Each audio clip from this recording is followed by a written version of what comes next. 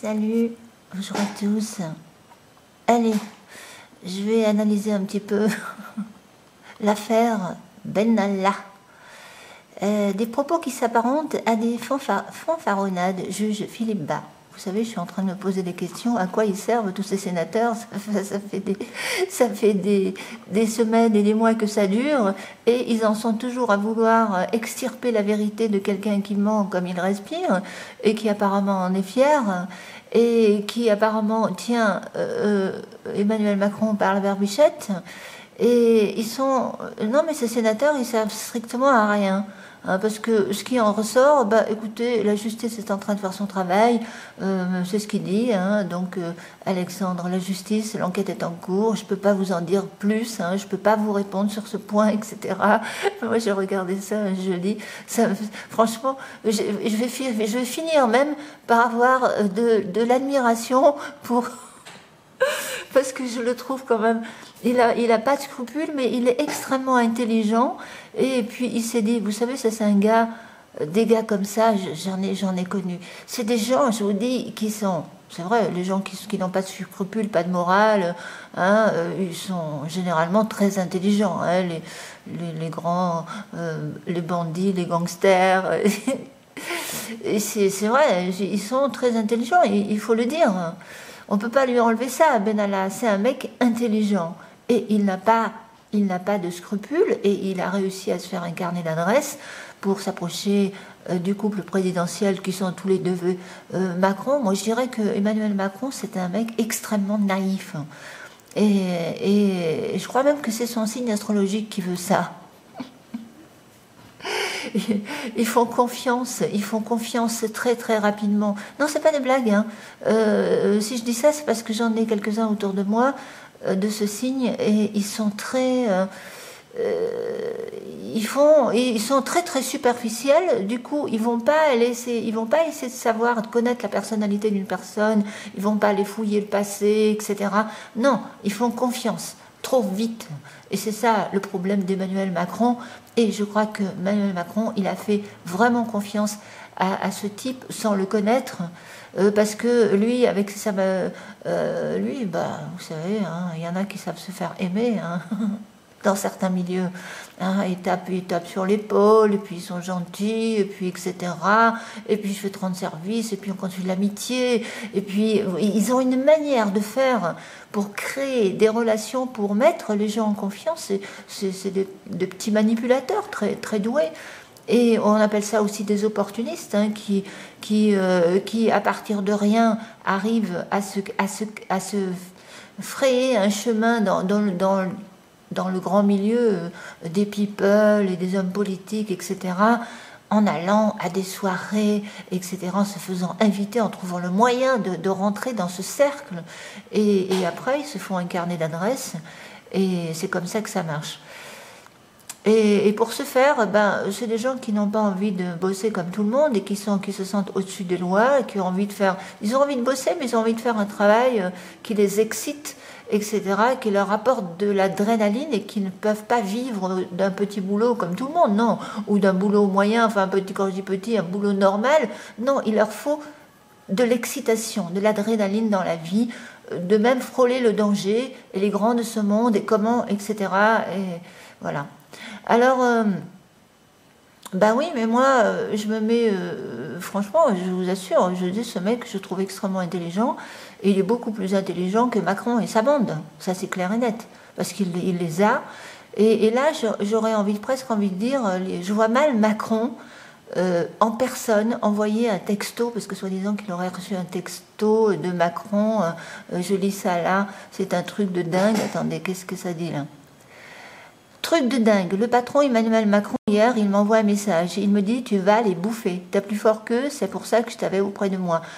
Ça, bah, vous savez, bien que je n'aime pas du tout Emmanuel Macron et sa bande, ça m'étonnerait fort. Je ne vois pas Emmanuel Macron faire ça. Par contre, je vois bien Emmanuel Macron laisser traîner son portable un peu n'importe où. Hein, et puis d'autres se servir du portable d'Emmanuel Macron pour envoyer un message. Ça pourrait être très bien l'autre qui a fait une crasse, là, comment il s'appelle, Kras, le 25 Kras, qui a fait une crasse. qui s'est dit tiens, ça peut peut-être me servir un jour. Vous savez, il y a des gens qui sont très ingénieux pour arriver à leur fin. Alors, ce que je dis là, peut-être que je devrais peut-être pas le dire, parce que ça peut peut-être servir Emmanuel Macron.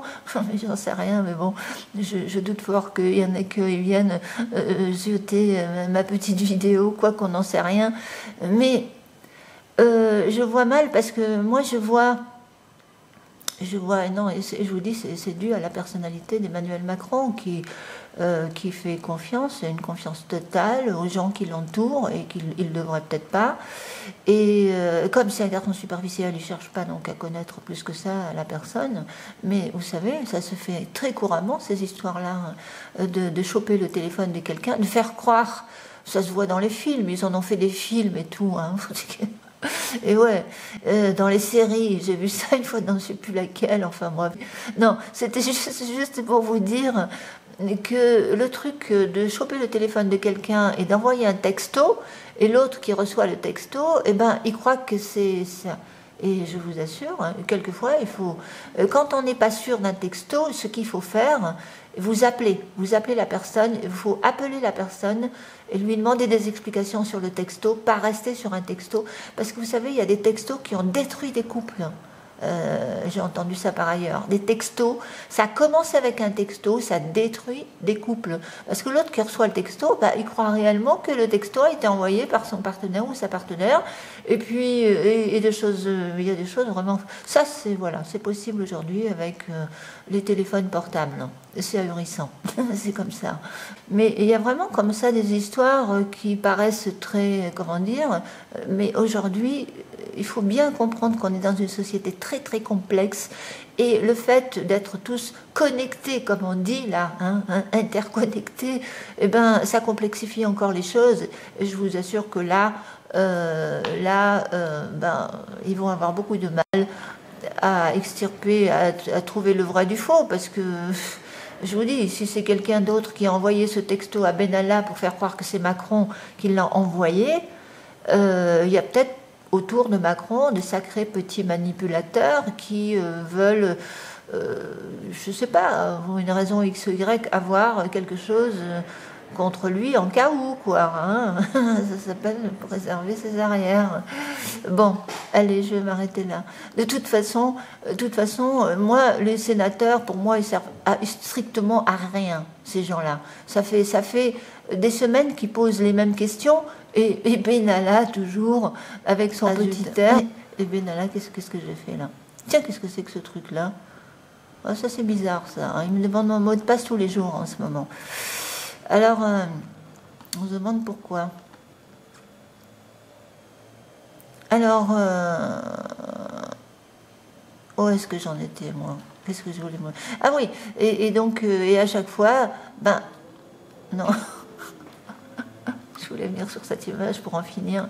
Et à chaque fois, eh bien, notre cher Benalla, il les tourne en bourrique. Il est en train de tourner en bourrique tous les sénateurs et tous ceux qui s'occupent de cette enquête.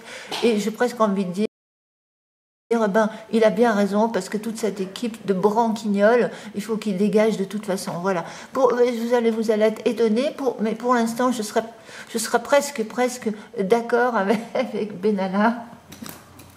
Parce qu'il est en train de nuire, parce que vous savez, je vais vous dire, ça prouve quand même un dysfonctionnement de toute façon de cette bande de branquignoles qui nous gouverne. Il y a un dysfonctionnement incroyable.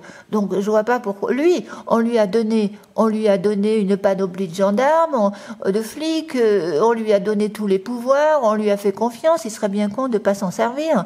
Vous auriez fait quoi à sa place? Mais je suis protégée par le président de la République lui-même, et pourquoi il n'aurait pas utilisé ses pleins pouvoirs? Sérieux. Bon, allez, franchement, je regarde ça avec beaucoup de recul et ça me fait assez rigoler parce que il est en train de mettre toute l'équipe, tout l'Élysée, vraiment dans un embarras pas possible, quoi. Donc c'est fort, quand même, c'est fort. On peut dire que c'est fort. Allez, salut, ciao, merci pour l'écoute, à bientôt. Mais je suis pas en train attention, je suis pas en train de justifier ces actes, mais je suis en train d'expliquer la personnalité de Benalla et que n'importe qui aurait été peut-être à sa place aurait peut-être fait la même chose, vu qu'il avait la caution, vu qu'il était sous la protection de l'Élysée, et qu'il n'a fait que profiter des pouvoirs qu'on lui a donnés, quelque part. Non? Enfin, je sais pas, hein. Moi, je dis que les principaux responsables de tout ça, c'est Emmanuel Macron et sa bande. C'est eux qui devraient aller derrière les barreaux et être questionnés par le Sénat. C'est Emmanuel Macron qui devrait se retrouver à la place de Benalla devant les sénateurs. Seulement, voilà, il est comment dire, il a l'immunité présidentielle jusqu'à encore 4 ans. Eh bien, pendant 4 ans, vous allez voir ce que... Bon, je vais m'arrêter parce que sinon je vais mélanger trop de thèmes. Je vais rester sur Benalla. J'allais parler des Gilets jaunes, mais ce sera pour une prochaine. Allez, ciao. Merci pour l'écoute. À bientôt.